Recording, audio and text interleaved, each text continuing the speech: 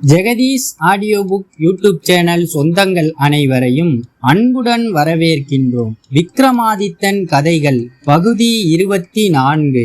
ஞானி சூஸ்திரவான் சூரன் கதை.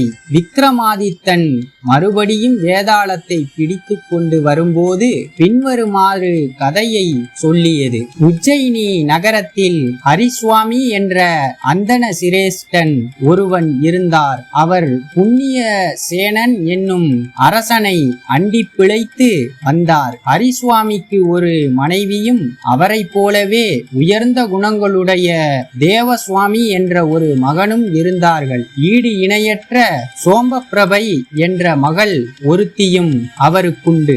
அவளுக்கு கல்யாண வயது வந்ததும் தன் அழகில் பெருமிதம் கொண்ட அவள் தன் தாயார் மூலமாக வீரம், ஞானம், விஞ்ஞானம் ஆகிய மூன்றிலே ஏதாவது ஒன்றில் வல்லவனுக்கே என்னை மனம் செய்து கொடுக்க வேண்டும். என் வாழ்க்கையிலே உங்களுக்கு அக்கறை இருந்தால் என்னை வேறு யாருக்கும் மனம் செய்து கொடுக்க கூடாது என்ற செய்தியை தன் தந்தைக்கு அறிவித்தாள். இதை கேட்ட ஹரிசுவாமிக்கு ஒரே கவலையாக போய்விட்டது. இம்மூன்று துறைகளில் ஏதாவது ஒன்றில் சாமர்த்தியனான மாப்பிள்ளையை எப்படி தேடி பிடிப்பது என்ற கவலை அவரை வாட்டியது. அவர் இவ்விதம் இருக்கும் சமயம் புண்ணியசேன மன்னன் தன் நாட்டின் மீது படையெடுத்து வந்திருந்த தட்சிண தேசத்து அரசனிடம் ஹரிசுவாமியை தூதுவராக அனுப்பி வைத்தான். அவரும் அவ்விடம் சென்று தாம் வந்த காரியத்தை முடித்து கொண்டார். அப்போது அவர் குமாரியின் அழகை பற்றி கேள்விப்பட்டிருந்த சூஸ்திரவான் என்கிற பிராமண இளைஞன் ஒருவன் ஹரிசுவாமியை அணுகி அவர் மகளை தனக்கு மனம் செய்து கொடுக்க வேண்டும் என்று கேட்டான். உடனே அவர் அந்த இளைஞனை நோக்கி வீரம், ஞானம், விஞ்ஞானம் ஆகிய மூன்றிலே ஏதாவது ஒன்றை பூரணமாக அறிந்தவனையே என் மகள் மணந்து கொள்வாள், உனக்கு என்ன தெரியும் என்று கேட்டார். சூஸ்திரவான் தனக்கு விஞ்ஞானத்தில் நல்ல பயிற்சி இருப்பதாக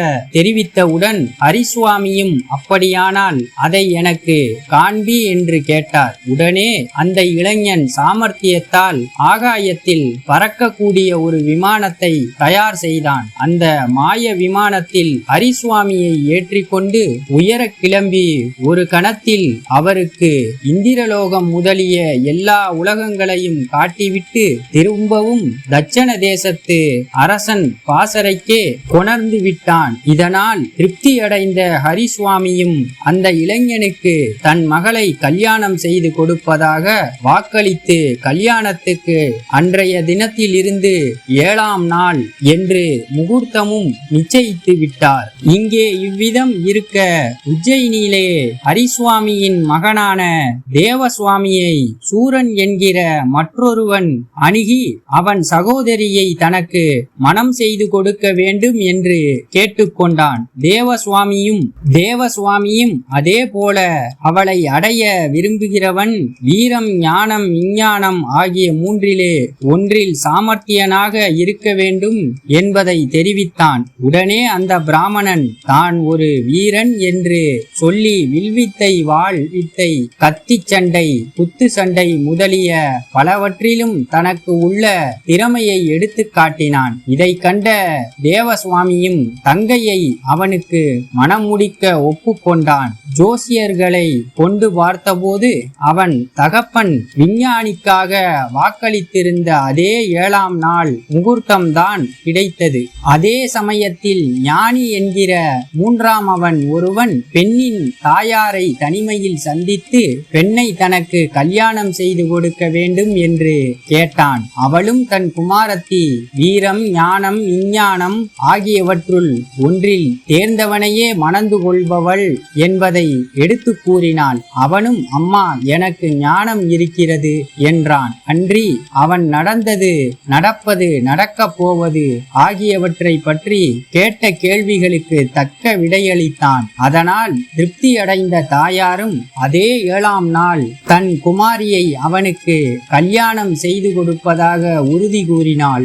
மறுநாள் ஹரிசுவாமி வீடு திரும்பினான். தம் மனைவியிடத்திலும் மகனிடத்திலும் குமாரத்தியின் விவாக விஷயமாக தாம் செய்திருந்த ஏற்பாட்டை ஹரிசுவாமி எடுத்துச் சொன்னார். உடனே அவர்களும் தாங்கள் இருவரும் தனித்தனியே கொடுத்திருக்கும் வாக்கை பற்றி தெரிவித்தார்கள். இதை கேட்ட அவருக்கு முன்னிலும் அதிகமான கவலை வந்துவிட்டது. 3 பேரை அழைத்திருக்கிறதே, அவர்களில் யாருக்கு பெண்ணை மனம் செய்து கொடுப்பது என்பதை அவரால் முடிவு செய்ய முடியவில்லை. முகூர்த்த நாள் வந்தது. வரனாக வரிக்கப்பட்டிருந்த வீரன், ஞானி, விஞ்ஞானி ஆகிய மூவரும் ஹரிசுவாமியின் வீட்டுக்கு வந்து சேர்ந்தார்கள். ஆனால் அந்த சமயத்தில் ஓர் அதிசயம் நிகழ்ந்தது. மணப்பெண்ணான சோமபிரபையை காணவில்லை. வீட்டிலிருந்து அவள் திடீரென்று மாயமாக மறைந்து விட்டாள். எங்கெங்கோ தேடியும் அவள் கிடைக்கவில்லை. உடனே ஹரிசுவாமி ஞானியை அழைத்து, ஐயா, என் மகள் இப்போது எங்கிருக்கிறாள் என்பதை தயவு செய்து சீக்கிரமாக அறிந்து சொல்ல வேண்டும் என்று ஆவலுடன் வேண்டிக் கொண்டார்.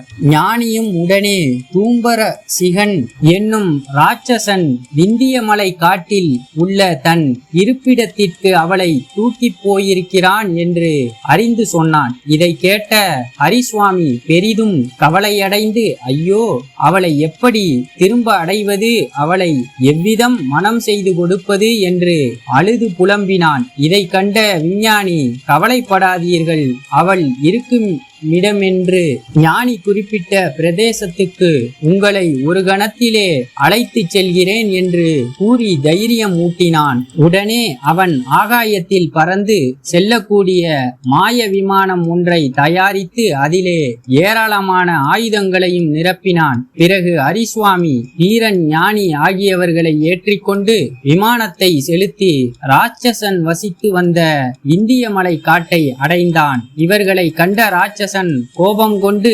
பயங்கரமான கூச்சல் போட்டு கொண்டு ஓடி வந்தான். அவ்விதம் வரும் ராட்சசனை எதிர்த்து வீரன் சண்டை போட்டான். இருவரும் பலவிதமான ஆயுதங்களாலும் போர் புரிந்தார்கள். சிறிது நேரத்தில் நிரம்பவும் சாகசமாக அர்த்த சாஸ்திர பானத்தை வீரன் எய்து ராட்சசனை தலையை கொய்து விட்டான். சோமபிரபையை மீட்டு கொண்டு எல்லோருமாக அதே மாய விமானத்தில் உஜ்ஜயினி திரும்பினார்கள். எல்லோரும் ஹரிசுவாமியின் வீடு வந்து சேர்ந்த பிறகும் விவாகம் நடைபெறவில்லை. முகூர்த்த வேளையும் கடந்து விட்டது. வீரன், ஞானி, விஞ்ஞானி ஆகிய மூவருக்கும் இடையே பெருத்த விவாதம் ஏற்பட்டு விட்டது. ராட்சசன் அவளை மறைத்து வைத்திருந்த இடத்தை நான் கண்டுபிடித்து சொல்லாவிட்டால் அவளை எப்படி திரும்ப அழைத்து வந்திருக்க முடியும்? ஆகவே அவளை எனக்கே மனம் செய்து கொடுக்க வேண்டும் என்று ஞானி கேட்டான். நான் இந்த மாய விமானத்தை தயாரித்து வானவீதியில் பறந்து உங்களை அழைத்து போய் திரும்ப அழைத்து வரவில்லையா?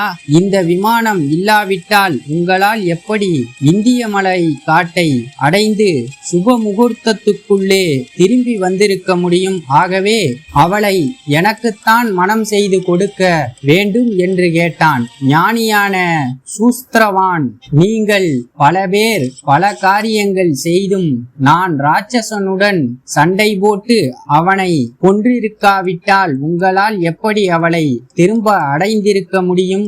ஆகவே அவள் எனக்கே உரியவள் என்றான் வீரன் சூரன். இப்படி அவர்களுக்குள்ளே விவாதித்துக் கொண்டிருந்த போது ஹரிசுவாமி என்ன செய்வதென்று தெரியாமல் கலங்கி நின்று விட்டான். இவ்விதம் கதையை கூறிய வேதாளம், சொல்லுமையா ராஜனே, இப்போது நீரே சொல்லும், அந்த பெண்ணை யாருக்கு மனம் செய்விக்க வேண்டும் என்பதை தெரிந்து கொண்டு சொல்லாமல் இருந்தால் தலை வெடித்துவிடும் என்றது. இதை கேட்ட விக்ரமாதித்தன் தன் மௌனத்தை கலைத்து பதில் சொன்னான். தன் உயிரையும் பொருட்படுத்தாமல் ராட்சசனுடன் சண்டை போட்டு தோல் வலிமையால் அவளை அடைந்த வீரனுக்கே அவளை மனம் செய்துவித்தல் வேண்டும். வீரத்திற்கே காதல் உரியது. ஞானியும் விஞ்ஞானியும் வீரனுக்கு உதவி புரிய வேண்டிய வேண்டியவர்கள் என்று கடவுளால் படைக்கப்பட்டவர்கள். கணக்கர்களும் விஞ்ஞானிகளும் பிறருக்கு அடங்கி உதவியாளர்களாகத்தானே இருக்கிறார்கள். அதை கேட்ட வேதாளம் மறுபடியும் முருங்க மரம் ஏறிக்கொண்டது. இந்த கதை தங்களுக்கு பிடித்திருந்தால் தொடர்ந்து எங்க சேனலுக்கு உங்க ஆதரவு கொடுங்க. லைக் பண்ணுங்க, ஷேர் பண்ணுங்க, கமெண்ட் பண்ணுங்க, சப்ஸ்கிரைப் பண்ணுங்க. நன்றி, வணக்கம்.